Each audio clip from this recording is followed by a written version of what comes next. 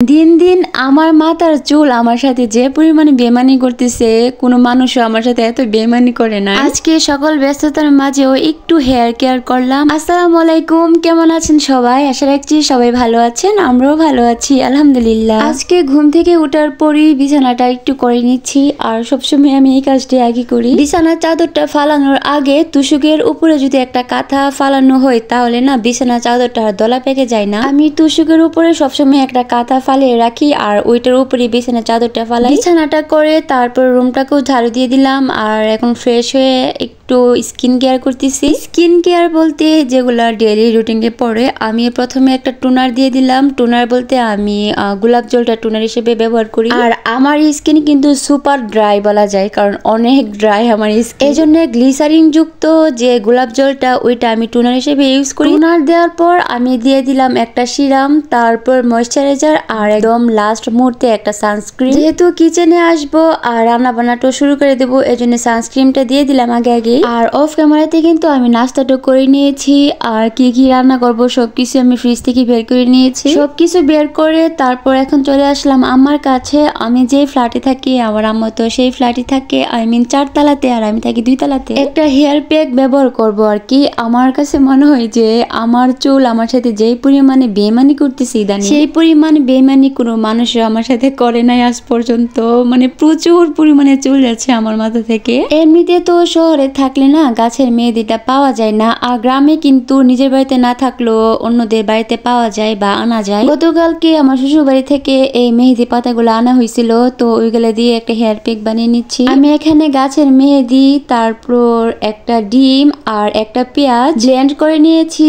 আর আমার বাসায় মেথি ছিল, এজন্য আমি মেথিটা ইউজ করতেছি। আপনারা ইচ্ছা করলে মেথিটা না দিলেও পারে। আর এই হেয়ার প্যাকটা কিন্তু অনেক বেশি ভালো, আর এমনিতেও তো মেহেদি তারপর পেঁয়াজ এগুলা চুলের জন্য অনেক বেশি ভালো। আর এই হেয়ার প্যাকটা কিন্তু সত্যি অনেক বেশি ভালো, আপনারা একবার হলো ট্রাই করে দেখবেন। আমার কাছে তো মনে হচ্ছে যে কয়েকদিন পর পর এই হেয়ার প্যাকটা ব্যবহার করব, কিন্তু মেহেদি কোথায় পাবো। যাই হোক ভাই, আমি যে পরিমাণ অলস মানে একদিন যদি একটু ইচ্ছা হয় দে, তারপরে আর কখনোই মনে থাকে না যে কিছু একটা দেই, স্কিন কেয়ার করি বা হেয়ার কেয়ার করি। এত অলসতা লাগে আমার কাছে, সংসারের কাজকর্ম করে আর ভাল লাগে না। আমি মেহেদি পাতা সবকিছু ব্লেন্ড করে তারপর আমার কাছে দিয়েছিলাম, আম্মা সুন্দর করে আমার মাথায় দিয়ে দিল।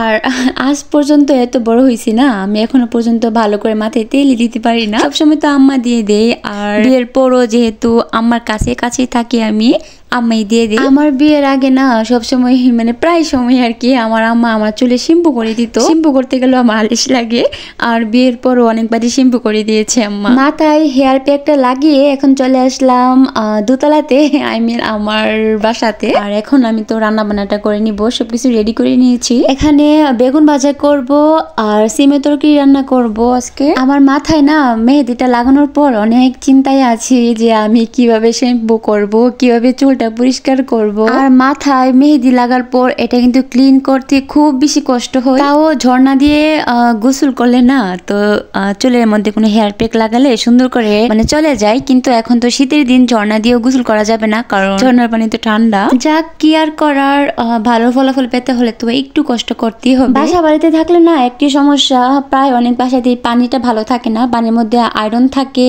আর বাসা বাড়িতে থাকলে তো নিজের ইচ্ছা মতো কিছু করাও যায় না। আমি এখানে 2 চুলা দিয়ে রান্নাটা চড়িয়ে দিলাম। এখানে সিম আর আলুটাকে ভালো করে ভেজে তারপর এখানে মাছগুলোকে ভেজে এখন কিন্তু ঝোলের পানিটা অ্যাড করে দিচ্ছি ভালো করে কষিয়ে। যে বা যারা আমার ব্লগ ভিডিওটি এখনো পর্যন্ত দেখতেছেন, প্লিজ ছোট্ট একটি লাইক দিয়ে দিবেন, আর ভিডিও সম্পর্কে কোনো মতামত থাকলে অবশ্যই জানাবেন। দুপুরে রান্না বান্না শেষ করে তারপর ও বাসায় আসছিল, তারপর তো দুজনে একসাথে খাওয়া দাওয়া করে নিয়েছিলাম। ও আবার চলে গিয়েছে ওর অফিসে, আর আমি বিকালের দিকে আম্মাকে নিয়ে একটু মার্কেটে বের হয়েছিলাম কিছু টুকটাক কেনাকাটা করবো আর কি। প্রথমে বের হওয়ার পরই রাস্তার মধ্যে দেখলাম যে একজন লোক কলা নিয়ে বসে আছে, আর কলাগুলো একদমই ফ্রেশ নিয়ে নিলাম। তারপর এই তো আরেকটা শপে চলে আসছি, এখানে কেকের কিছু জিনিস কিনবো। কেকের জিনিস যেই পরিমাণে দাম, আল্লাহ, যারা যারা কেক বানাতে পারেন তারা একমাত্র বলতে পারবেন যে কেকের জিনিস যে কি পরিমাণ দাম। আমি এখান থেকে যা যা প্রয়োজন তাতেই নিচ্ছিলাম, আর এখন সব কেনাকাটা করে বাসে চলে যাচ্ছি। সন্ধ্যা হয়ে যাচ্ছে প্রায়। মায়ের কাছাকাছি থাকাতে কোনো চিন্তাই নাই, কোনো একটা জিনিস প্রয়োজন হলে মাকে নিয়ে অনেক সময় বের হয়ে যায়।